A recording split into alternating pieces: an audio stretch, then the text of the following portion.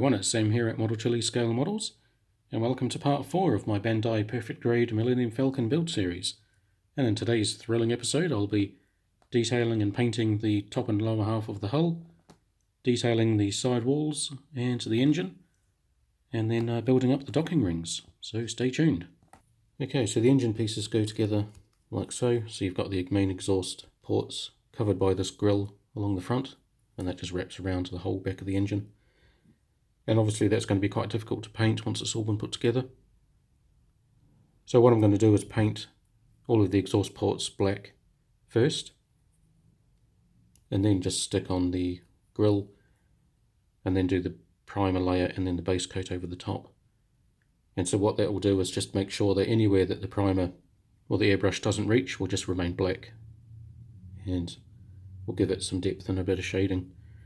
So that's just a way of doing it quickly and easily without having to repeat myself, because I've painted this, primed it and then put the base coat on, and then primed this and put the base coat on, and then stuck it all together. That's a bit more of a laborious task, so it's kind of just a quick and easy way of making sure that all the pieces are painted and you haven't missed anything.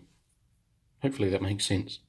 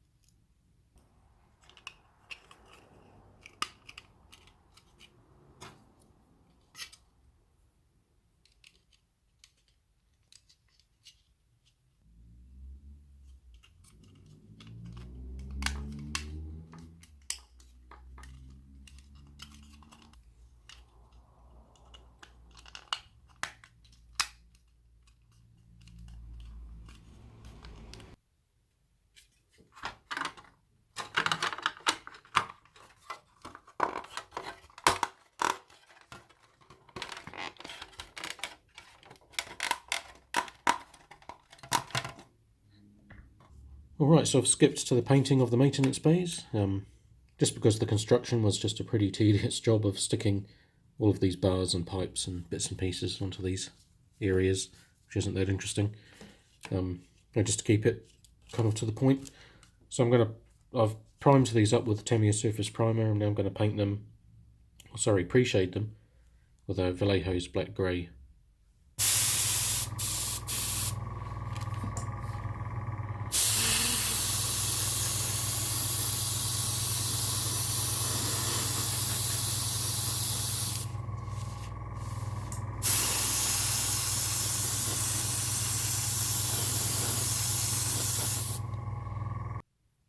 And now to apply the base coat of 10 parts Vallejo's White Grey to 1 part Aged White.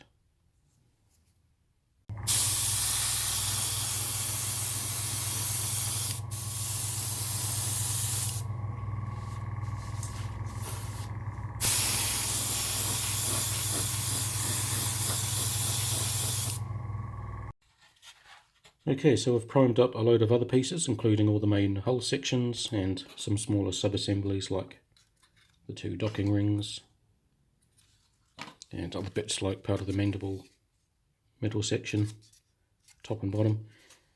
And one of the main reasons is that, as I explained in the last video, this particular base colour that I'm using of the white grey and the aged white takes a bit longer to dry than all the other colours usually do.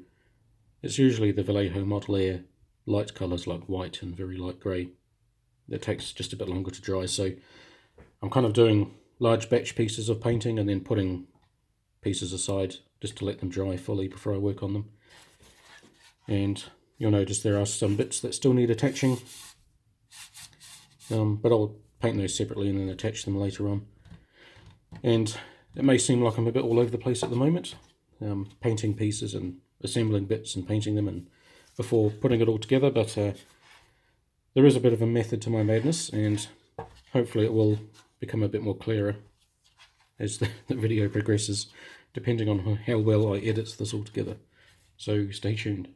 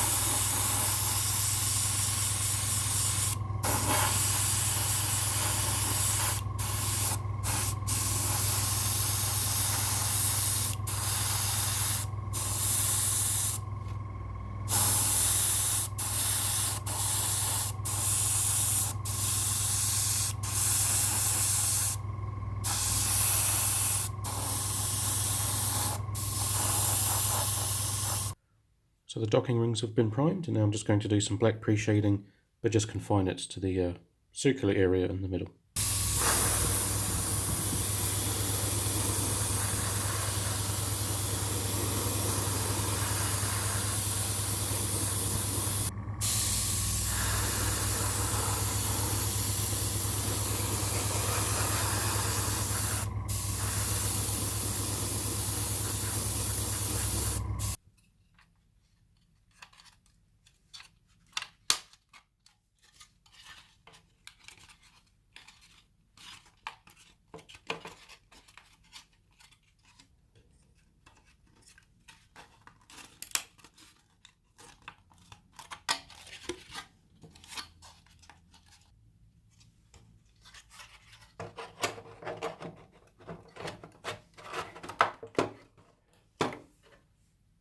And with the base coat finally applied, I've given the whole thing a thin coat of Tamier's Gloss Clear, just to protect the paint.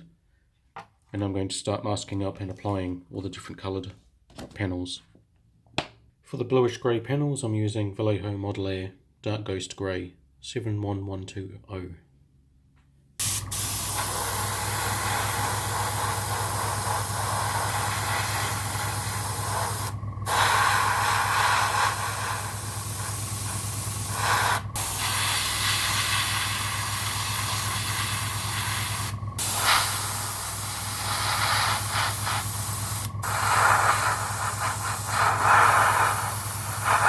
And for the red panels, I'm using Vallejo Model Air Fire Red 71084.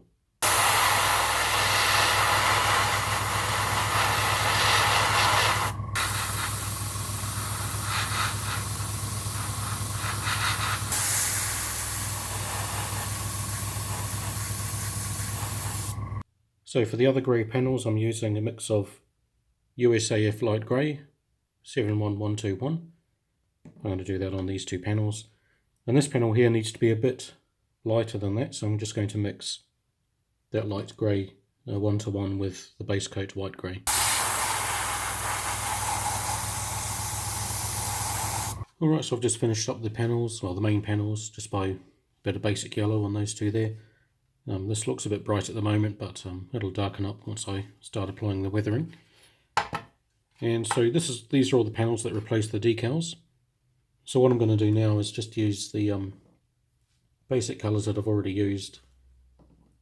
So the white grey, the light greys, and the aged white, and also a bit of Vallejo Game Air Bone White, which is just another off-white colour.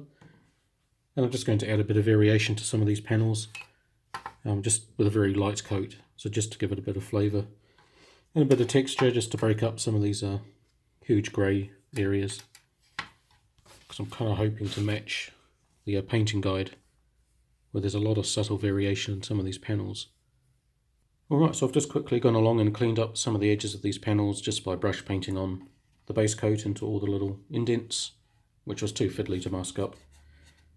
But I haven't been too worried about keeping it perfect, because a lot of this is going to be covered up by weathering in a wash later on, so the painting around the edges doesn't need to be too precise at this stage.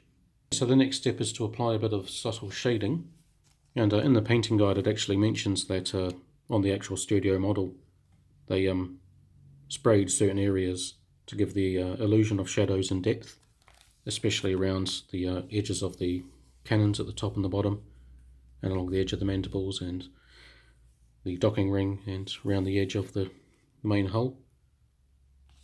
So what I'm going to use for that is just a very thinned down Vallejo Dark Sea Grey. I was going to go for black, but I think I might go for something a little bit lighter. And then I'll just start applying it in very thin layers and then just see how it goes.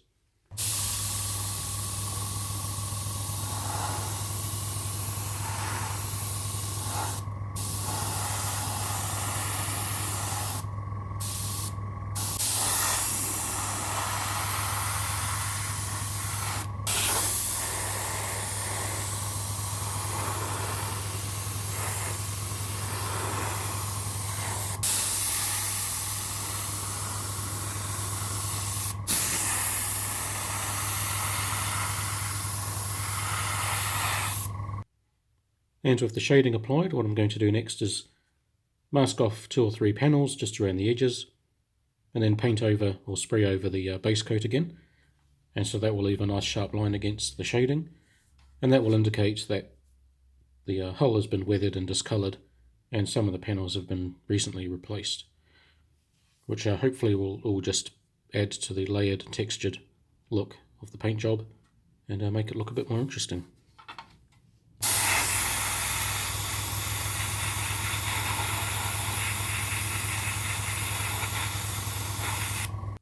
Alright, so there we have 2 halves of the hull, panelled, painted and shaded.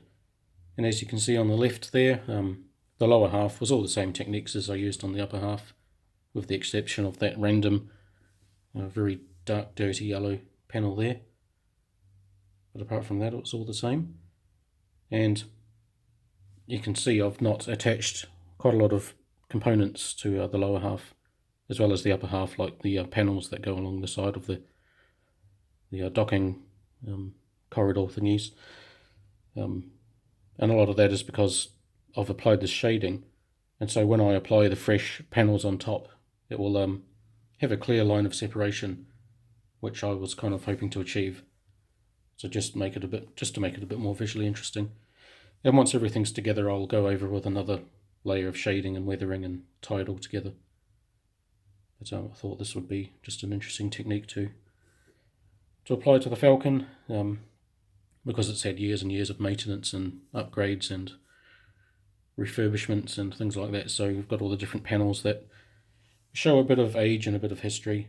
There's panels that look a lot newer than other panels, and some panels are looking really old and dirty. And again, that'll be sold even more with chipping and more weathering and streaks and all that, which will be coming along later in a later episode. But I think I'll pause here because I need to let all of this paint dry fully.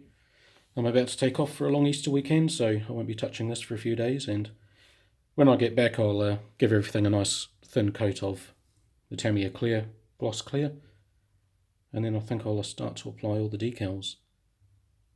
Because it's really tempting to start putting this all together, but there's certain things you need to do first in a certain order before it all goes together, like for example the lower section of the little mouthpiece that goes there. You need to attach the LED, one of the LED bulbs through the landing gear, and that needs to go through there before you can attach it to the hull. So it's like a jigsaw puzzle really. There's certain things you've got to put together before you can work on some other pieces, if that makes sense. I think so. So yeah, so I'm sort of doing as much as I can before I have to start putting it all together. And here's just a quick look at one of the docking rings. Just the same technique applied with that, just the different coloured panels and then a bit of shading around the edges. And so that wraps up video 4 of this Perfect Grade Millennium Falcon build series. And so if you've been watching from the first video, then thanks for sticking around and following my build. I know I really haven't had a chance to put any major pieces together yet, but hopefully it'll start to pay off in the next few videos once I start piecing it all together, and it'll start looking like the Falcon proper. And as usual, if you've got any questions or comments, please leave them below. Hopefully I'll see you on the next build update, and until then, thanks for watching and take care.